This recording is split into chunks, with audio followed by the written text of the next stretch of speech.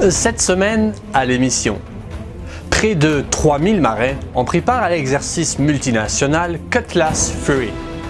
Les blindés s'affrontent amicalement à Gagetown avec le Worthington Challenge. Et les techniciens en recherche et sauvetage s'exercent à Yellowknife. Bienvenue dans la revue.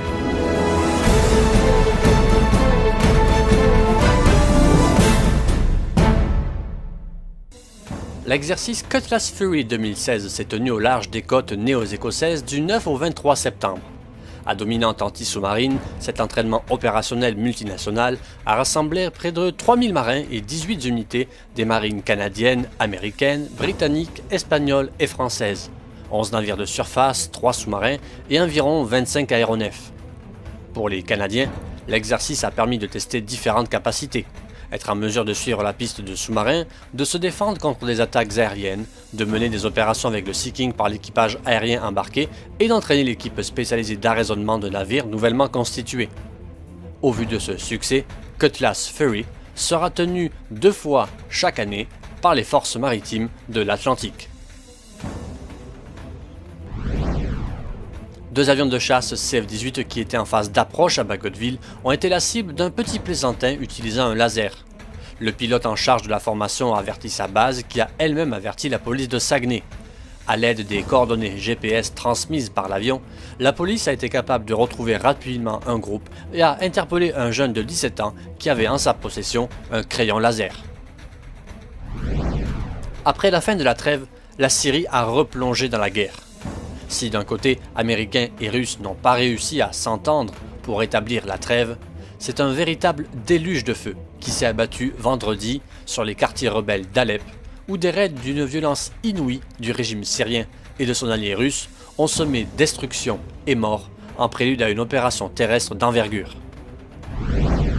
Plusieurs équipages de véhicules de combat blindés en provenance de 5 pays, dont 186 soldats canadiens, participent à l'édition 2016 de l'exercice Worthington Challenge du 23 au 30 septembre. Cet exercice, qui prend la forme d'une compétition, est organisé par l'école du corps blindé royal canadien à la base de soutien de la 5e division du Canada Gagetown.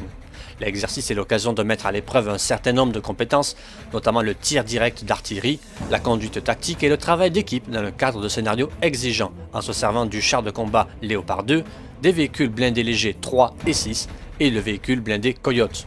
Parmi les pays participants figurent le Canada, le Chili, le Danemark, les États-Unis et la Nouvelle-Zélande. L'Australie, la Pologne et le Royaume-Uni sont également en tant que pays observateurs. Le 24 septembre, on a célébré à Toronto le passage à J-365 du compte à rebours avant les 3e Jeux Invictus.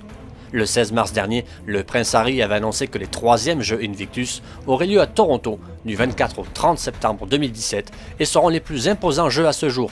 Ils accueilleront plus de 600 militaires et vétérans provenant de 17 nations qui vont concourir dans 12 disciplines.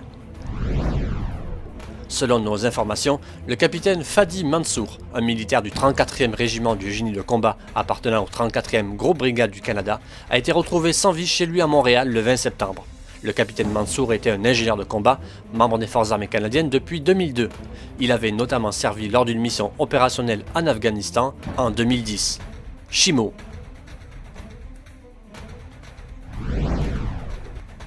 Des escadrons de l'aviation royale canadienne des 4 coins du pays ont participé à leur exercice annuel de recherche et sauvetage SAREX 2016 du 18 au 24 septembre à Yellowknife.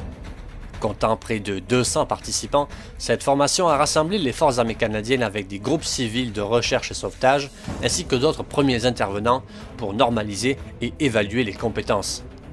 L'exercice comprenait des recherches aériennes et au sol, des interventions médicales, des sauts de précision en parachute, ainsi que des sauvetages au sol et en mer. Pas moins de 8 escadrons ont pris part à l'exercice et on a notamment pu voir des cormorans, des buffalos, des griffons, des Hercules et des avions Twin Otter. Voilà, merci d'avoir regardé notre revue de l'actualité de la semaine du lundi 19 au dimanche 25 septembre. Rendez-vous la semaine prochaine.